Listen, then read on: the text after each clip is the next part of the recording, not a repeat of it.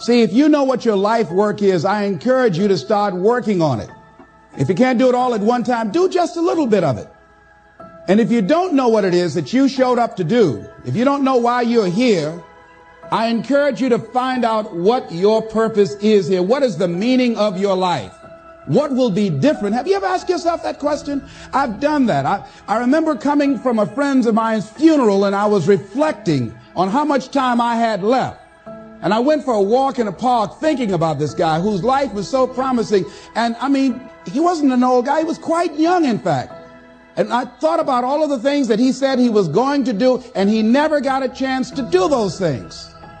And I started thinking about my own life and how much time I had left to do the things that I would like to do. And at that time, I wasn't sure what my life purpose was, what my life's work was. I wasn't sure about it at that time, and I thought about it quite a lot. I had some idea, but I wasn't convinced, and I don't think I felt worthy. I didn't believe that it could be me to do this kind of work that I'm doing right now.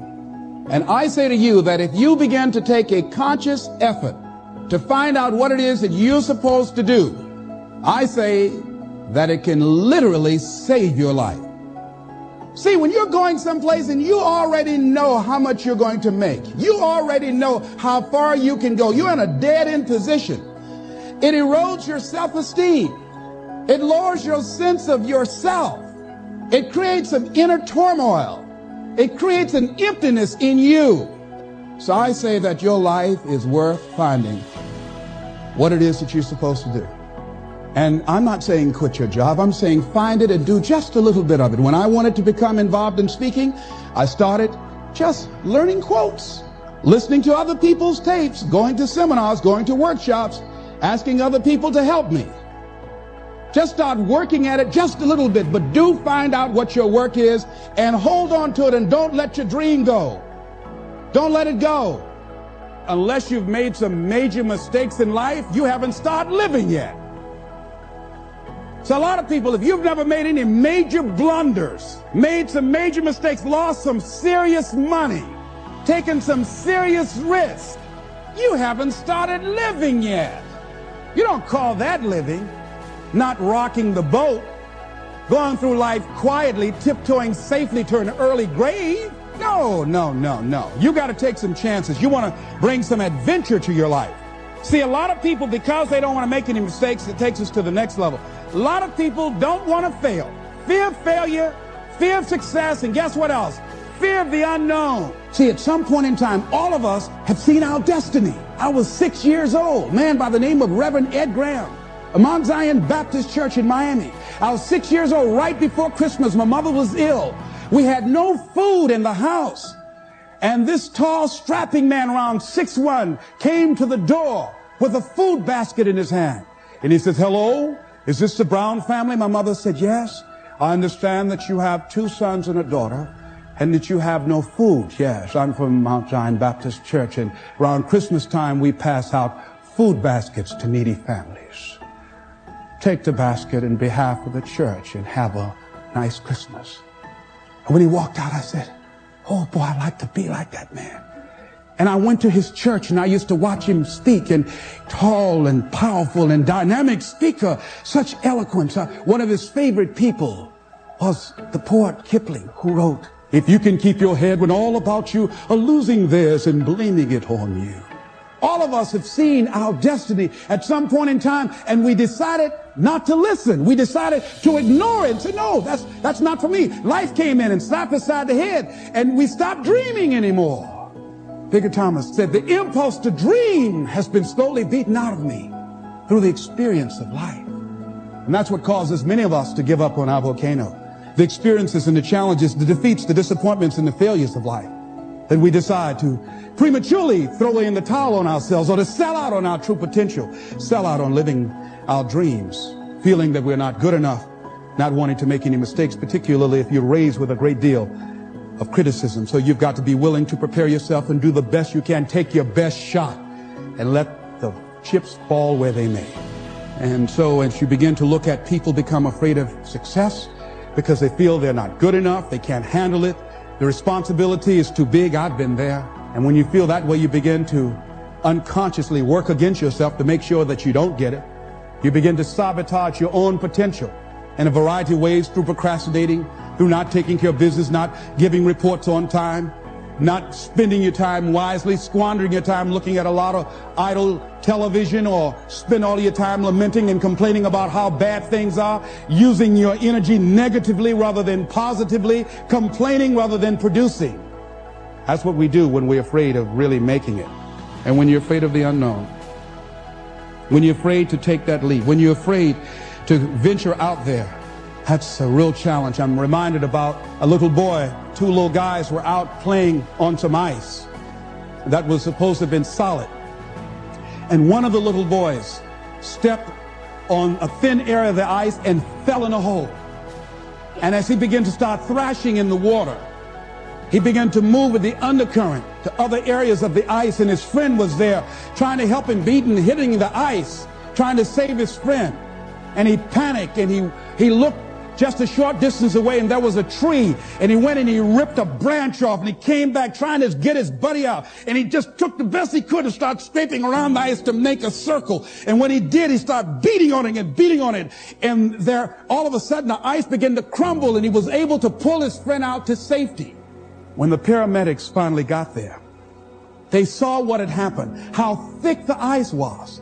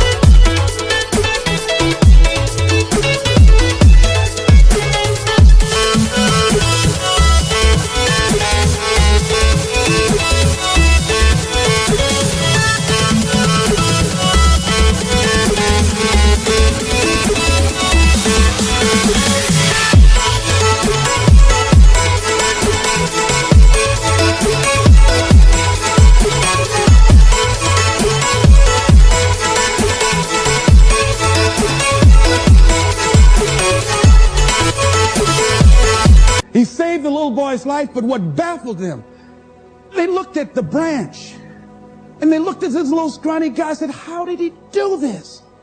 It's impossible. They just went beating around the ice to see how thick it was, hearing the thumping sound. Said, how did he do that? I mean, it was a miracle that he was able to just take that branch and go around, make a circle, and beat the ice and pull him through. He's just too small. It's just impossible. And an old man standing around, hearing the conversation, stepped forward and said, I can tell you how he did it. He didn't have anybody here to tell him he couldn't do it. See, sometimes life will happen to you, like this little boy, and you won't have time to say no. You won't have time to think that you can't do it. The only time you will have is to act, to take the leap of faith and believe that everything is going to be all right.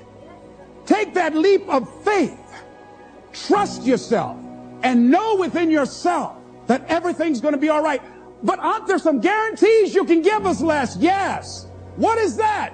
You're going to die. In case you didn't understand that, you can't get out of life alive. So I'm saying to you, you got 6 months to live. Live your life now. Live your dreams now. Start.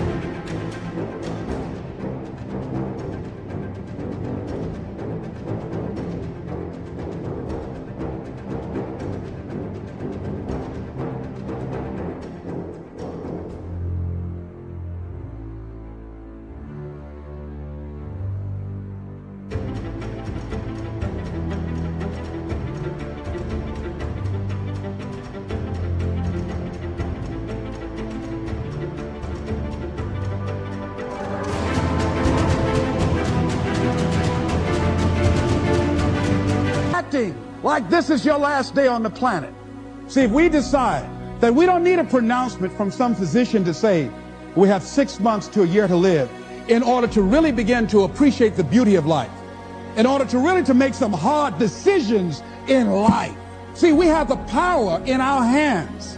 Like those little boys, we have that kind of power, that kind of genius, that kind of fortune, that kind of wealth, that kind of happiness, that kind of sense of fulfillment in our hands. We have that. We have that. It's in our hands. It's on us. And nobody can make that decision for us. We can give it away. We can give it to the company store for $400 or $500 a week. Or we can exchange it for how people think about us, how they feel about us, and go through life and resign ourselves to be miserable as we go to our graves, looking good for everybody else, except to ourselves. Or we can decide, hey, wait, this is the only life that I have. And that is my volcano. And I'm going to take the leap of faith. I'm going to jump in it. And I'm going to handle it because I know the universe will never give me anything I don't have the capacity to handle. See, I say to you that you've got the power within you to handle any kind of volcano in your life, regardless of how it shows up, regardless of any kind of challenge that you might have in your life. I say to you, you got that in you right now. Where will it come from? Don't worry. If you trust yourself, it will come to you at the right time in which you need it.